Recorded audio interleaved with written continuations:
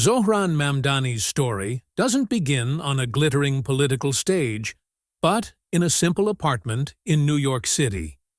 It's not a luxurious home, nor is it filled with ostentatious displays of wealth. Ordinary furniture, limited space, and an atmosphere where work and thought are prioritized over comfort. This is the center of his daily life, where politics isn't a separate profession, but an integral part of his routine. It's here that policies are contemplated, people's problems are discussed, and the decisions are made that later become topics of discussion in New York politics. The fact is, Zohran Mamdani is a member of the New York State Assembly representing Queens. He openly identifies as a democratic socialist and speaks directly on issues like rent, public transportation, and the cost of living for ordinary people. Bert, what is his daily routine like? What was his early life like? What does his home look like inside? What is his life like behind the cameras? Stay tuned until the end of this video, because we will explore aspects that are usually kept away from the cameras, but which give true meaning to the whole story. Before we proceed with the video, please subscribe to the channel so you can be among the first to see such videos. Zohran Mamdani's identity has never been confined to a single city, country, or address. One of the earliest lessons he learned was that the world doesn't stand still, and neither do people. He was born on October 18, 1991, in Kampala, Uganda. But that birth was just the beginning of his journey, not the destination. His childhood wasn't limited to the streets of a single neighborhood, but constantly moved between different continents, cultures, and realities. When a child moves frequently, home ceases to be just four walls. At the age of 5, his family moved to Cape Town, South Africa. There, he experienced for the first time that not everyone is treated equally in society. Color, history, and identity all silently determine how easily one can advance in life. 2 years later, the family moved continents again, settling in New York City. This constant shifting of worlds at such a young age taught Zohran that stability isn't found in a place, but in one's mindset. Not having a permanent address, in fact, made his perspective even more grounded. Because when you don't have the luxury of "we'll always be here," you observe things more carefully. You begin to understand how systems work, why people live differently, and how power silently asserts itself. For Zohran, identity didn't become a label, but a question. Where do I fit in? And why? His family wasn't one for superficial conversations either. In their home, art, history, and politics weren't separate subjects. They all came together at the same table. His mother, Mira Nair, told stories through film, stories that crossed boundaries and didn't offer easy answers. His father, Mahmoud Mamdani, was a scholar of history and politics, seeking to understand how the effects of empires lingered in people's lives long after their collapse. Growing up in this environment, Zohran quickly learned that every story is told from a particular perspective. Two faces of the city, from the Upper West Side to the Bronx. Those who view New York from the outside often call it the city of dreams. But Zohran Mamdani experienced it not just as a place, but as a system where everything looks the same, but doesn't work the same for everyone. Much of his childhood and adolescence was spent between the Upper West Side and the Bronx, and these two neighborhoods became the two faces of New York for him. In the Upper West Side, things seemed orderly: schools, libraries, safe streets, and predetermined paths to the future. In the Bronx, life was rawer, more authentic. Hard work was more visible here, but security was less so. People dreamed just as much, but the system placed more obstacles in their way. Zohran grew up navigating between these two worlds, And it was here that he began to understand that inequality isn't an accident. It's by design. For him, New York was no longer just a city, but it became a question. Why is it that in the same city, some people thrive effortlessly, while others have to prove themselves at every turn? This question isn't found in school textbooks. It's found in everyday life. Studying at the Bronx High School of Science taught him discipline and hard work, but the real lessons came outside the classroom. Here, he saw that talent is distributed equally everywhere, but opportunities are not. It was here that education ceased to be merely a means of obtaining a degree and became a way of asking uncomfortable questions. When he arrived at Bowdoin College in Maine for his undergraduate studies, it wasn't a glittering success story. It was an experience that made him even more restless. He studied African studies, and this subject, instead of comforting him, made him increasingly uneasy. Colonialism, global power, exploitation. These were no longer just theories for him. These were the very forces whose impact he had already witnessed in the lives of the people around him. College didn't teach him how to get a good job. It taught him who benefits and who suffers from the way the world works. And most importantly, if you understand all this, you can't just limit yourself to your own life. After graduating, he didn't choose the corporate path or a safe career. He moved to Queens and started working as a housing counselor. This was the turning point where policy and life collided. All day long, he sat across from families who were about to lose their homes. The laws written on paper, which seemed balanced from afar, were here shattering people's lives. This is where Zohran began to see politics differently. For him, a policy was no longer a file, but a human face. A mother who wanted to save her home for her children. An elderly person living in fear of suddenly becoming homeless. This experience came not from books, but from conversations. During this time, music entered his life. But it wasn't a way to escape politics. It was another way of saying the same things he was witnessing in meetings and counseling sessions. His songs, written under the name Young Cardamom, also questioned the same system, just in a different language. Quiet entry into politics. When hard work speaks louder than noise, Zohran Mamdani's entry into politics wasn't like a movie scene. No big stages, no bright lights, no thunderous applause. His beginning was incredibly simple. Meetings in rooms with folding chairs, long days knocking on doors, and conversations with people who were already fed up with the system. This politics wasn't for the cameras. This politics was about getting things done. In 2015, when he started volunteering for a New York City council campaign, no one knew that he would later become a candidate himself. He handed out flyers, did data entry, and organized meetings. Sometimes people would close the door on them. Sometimes they would look at them with suspicion, and often they wouldn't even listen.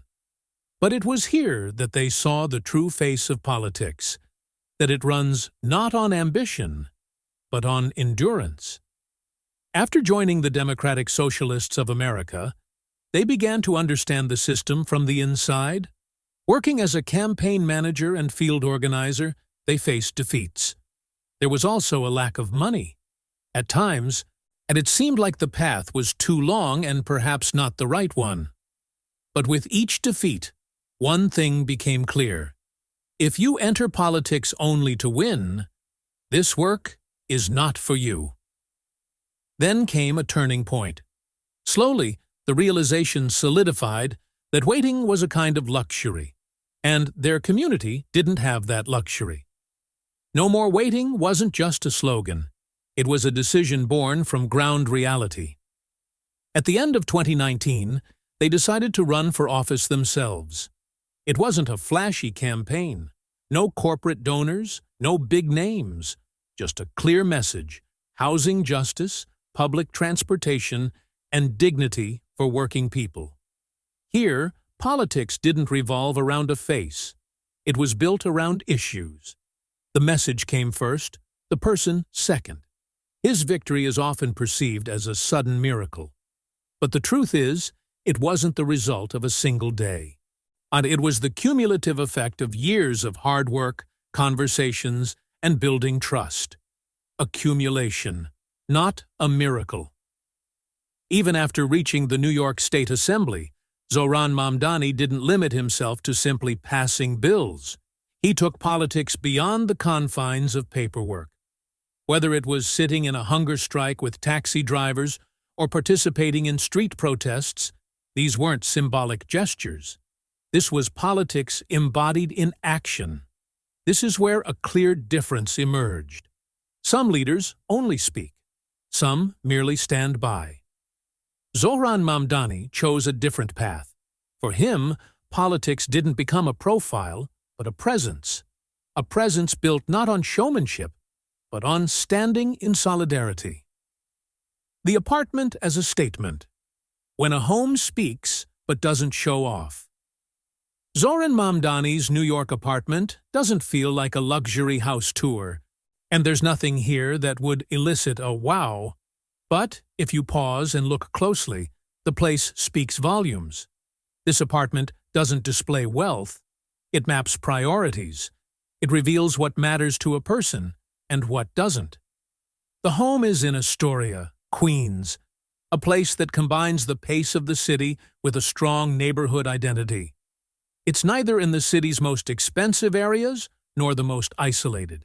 It's a thoughtfully chosen location where artists, families, and working people live together. There are parks nearby, museums, and the rhythm of everyday life. Living here isn't a way to disconnect from the city, but a way to be connected to it while living within its heart. Stepping inside, it's clear that everything has a why. The layout is clean and balanced. The rooms are designed for purpose, neither too large nor cluttered. Large windows let in light, but curtains maintain privacy. This home seems designed not for distraction, but for reflection and work. The furniture tells the same story. Everything is for use, not for show.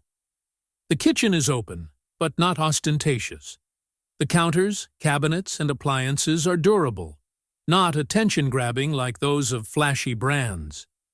This home doesn't reflect what the owner can afford, but rather how he lives every day. The bedroom continues this theme. It's not a luxurious retreat, but a quiet space, a place to escape the noise of the day. The closets are adequate, the space is functional, and the atmosphere is designed for comfort, not to impress anyone. The building's common areas are also distinctive. There are no private gardens or exclusive clubs, but instead, there's a fitness room that meets basic needs. There's a common workspace where people can sit and work, read, or simply spend time in peace. And the rooftop, which isn't anyone's private domain, is a shared space with views of the Manhattan skyline. It's a place designed for community, not isolation. Most importantly, this apartment hasn't changed. Years ago, when Zohran Mamdani was a housing counselor and living on a limited income, this was his home. It remained his home after he was elected to the assembly, and it still is after becoming mayor. Only its significance, its meaning, has changed. Money as a tool, not a trophy. When money is a means, not an end. Zohran Mamdani's financial story isn't one for the headlines. There are no multi-million-dollar fortunes, no dazzling investments, no glittering assets. But looked at closely, and it tells a powerful story, especially about what money is and isn't to him. For him, money isn't a trophy to be displayed. It's simply a tool, a means to live a life aligned with his values. Often, when someone assumes a high political office, their net worth becomes the first topic of discussion. But in Zohran Mamdani's case, the question is reversed.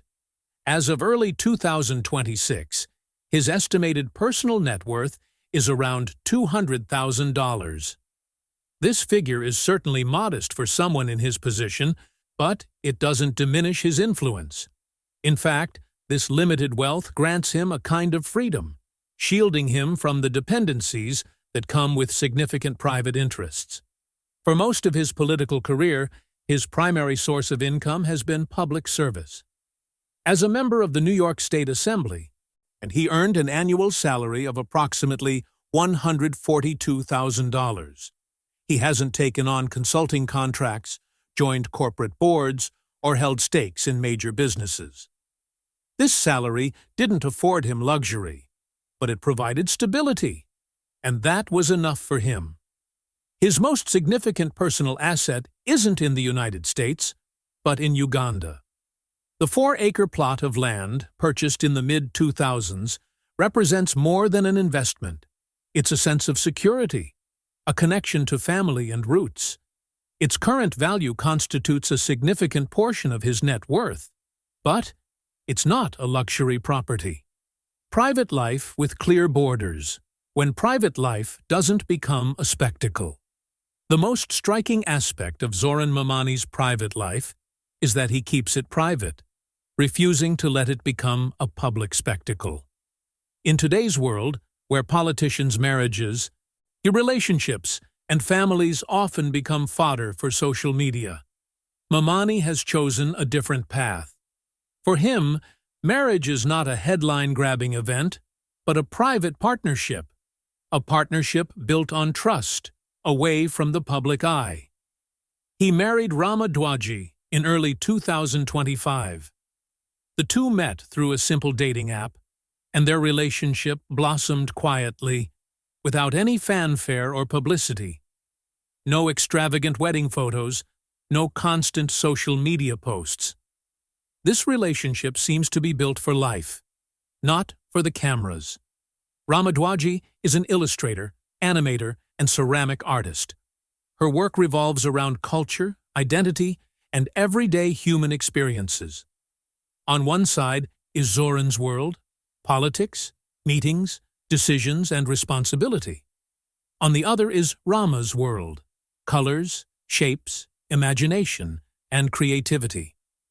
These two worlds don't clash, but rather complement and balance each other. This balance is deliberately maintained. Even after becoming mayor, Rama stayed away from the political spotlight. She continued her studio work, focused on collaborative projects, and didn't allow herself to be confined to a political identity. This makes it clear that this relationship isn't based on roles, but on a partnership between two independent individuals. Zohran Mamdani sets clear boundaries regarding his family and relationships. He rarely makes his relatives or private moments public. There is also no public information about his children, and this silence can be seen not as a deficiency, but as a responsible decision. Not everything needs to be shared, especially when it concerns the privacy of others. Here, privacy doesn't become a weakness.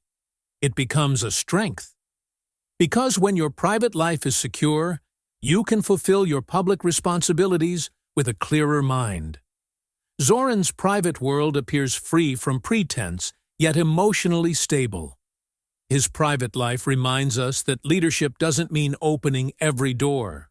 Keeping some doors closed is just as important, so that the person inside remains safe, and the leader outside can work with integrity. Controlled visibility. Visible when necessary, but without pretense, Zohran Mamdani's public presence is very carefully curated. He doesn't post everything, share every moment, or turn every opportunity into a PR stunt. When he does show something on Instagram, it's not a declaration. It's a subtle gesture, like a simple picture taken inside the mayor's office, or a short video shaking hands with neighbors. These posts aren't meant to say, "Look what I'm doing," but rather to show, "I'm here." There's no noise in his online presence, no long captions, no grandiose claims. Most of the time, it's just a line, a moment, and that's it. That's why every glimpse of him attracts attention. Because here, gestures are more powerful than declarations. He prioritizes action over words. This is presence without performance. That means being present without acting. Not one person in front of the camera and a different person behind it. What you see is what you get. Or at least, what's shown is what's essential. If you like authentic and grounded stories that show the real picture away from the noise, then subscribe to the channel now. Here you'll find stories about politics, power, and people's lives, without any pretense. Like and share the videos and stay connected so you can be the first to see every new story.